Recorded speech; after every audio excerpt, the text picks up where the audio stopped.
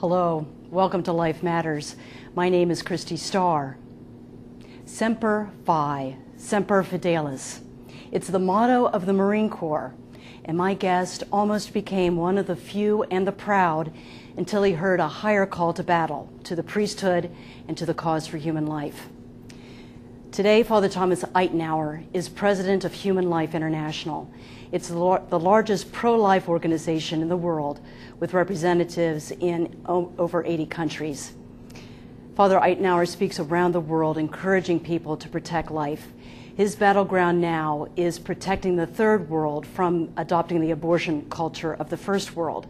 So we're going to get an international view of the pro-life fight today with my guest, Father Thomas Euteneuer.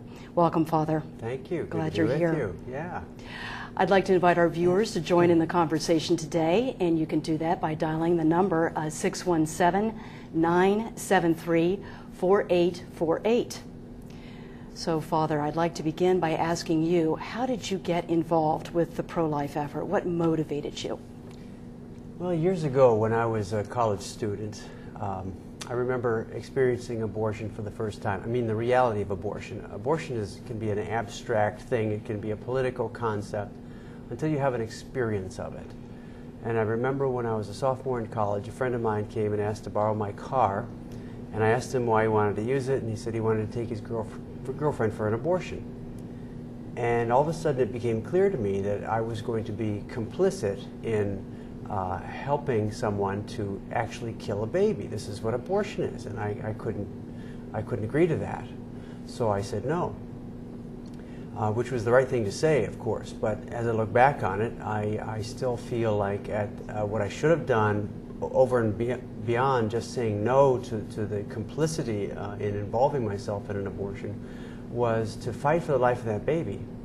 And that, I think, is in the background of everything that motivates me for pro-life now, because I realize you have to do both things. You know, you have to say no to the culture of death. You have to withdraw your acceptance of it, your compliance with it. But at the same time, you have to actively fight against it, because it's the kind of thing that enters into life, enters into our culture, if people don't actively fight it and keep it out with a good and clear conscience. So the work that I do at Human Life International, I now work full-time in pro-life. I'm one of the very few priests that have the privilege of working full-time in pro-life, is to dedicate myself to helping people to make those two reactions, to the culture of death. Both say no to any compliance with it, and then actively work to either keep it out if it's not already in, or to getting it out of a culture if it's already installed itself in that culture. Well, tell us more about Human Life International. How exactly do you work in these countries? We are a sort of a family of pro-life missionaries and pro-life activists around the world. Here in the United States, we have our central office near Washington, D.C. in Front Royal, Virginia. We also have an office in Miami which supervises the Latin American pro-life work. And then we send missionaries out to other countries. And I do a tremendous amount of traveling. Last year I traveled 149,000 miles, something like that. So it was a tremendous travel year. But that's what we do. We take the benefits of the pro-life movement in America, which is extremely professional and well developed, and then we go to other countries to support them. Or if they don't have a professional pro-life movement, we create the opportunities for them to have that. When we're in those countries, then we work with the pro-lifers on the ground there, who know their own culture, they know their own languages, they know their own particular issues, and we help them to put up the fight for life in their country. What is the biggest threat to human life as you see it? As you've been around in the world, what have you noticed about the biggest threat? Well, there are many, but primarily I would say that when a culture accepts the legalization of abortion. Now, abortion is just about everywhere in the world. It's practiced legally or illegally. If it's practiced illegally, the law still supports the truth of the matter, that this is an act of injustice, it's an act of killing of an innocent human being, and so the law teaches its people the difference between right and wrong in that case. The biggest threat to cultures like that would be the changing of the laws, the breaking down of their cultures, and the installing of the pro-abortion mentality and the legalizing of abortion. Well, why don't you tell us a little bit more about how that's accomplished?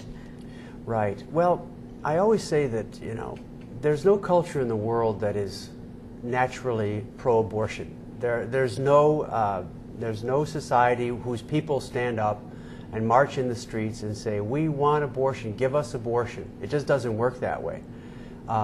Because abortion is always imposed on people by an elite few in their country. The perfect example is the United States of America.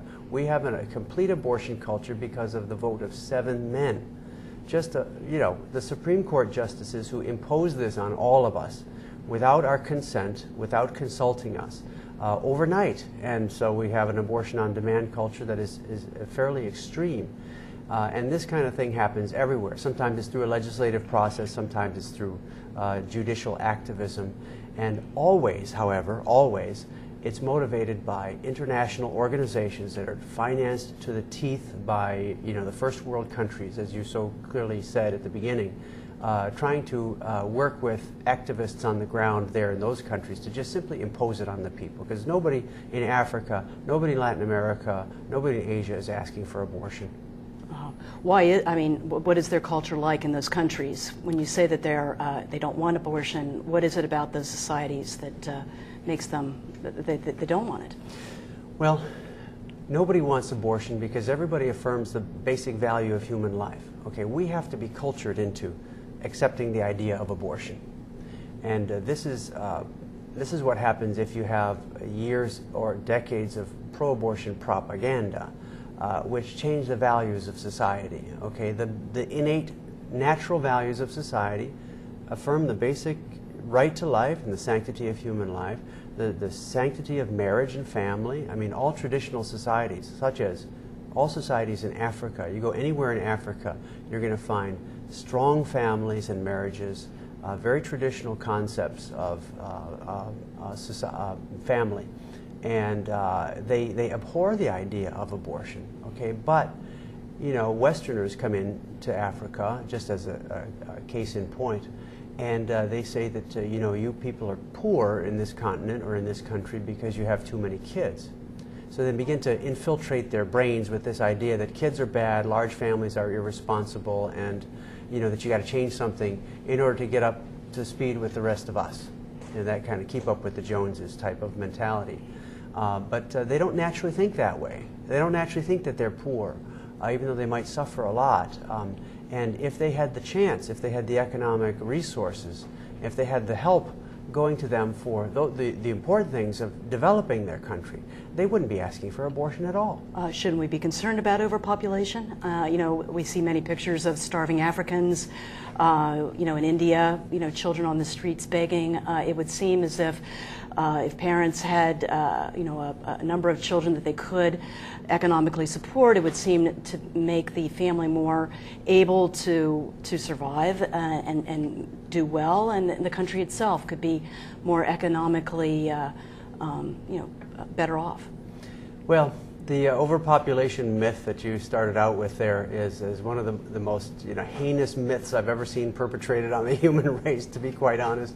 Right now, not only is the world not overpopulated, but it has an opposite problem. The world is underpopulated because all the fertility rates in the world are falling dramatically. I mean, in literally every country of the world, precisely because of abortion and contraception, which enters into these cultures and changes people's mentalities towards marriage and family. And because of that, we don't have any country in the world that would be considered overpopulated. Poor, yes, but poverty is a different thing than overpopulation. People blame, too many people on poverty as the cause of, too many people as the cause of poverty. But in reality, poverty is caused by corrupt governments, lack of correct distribution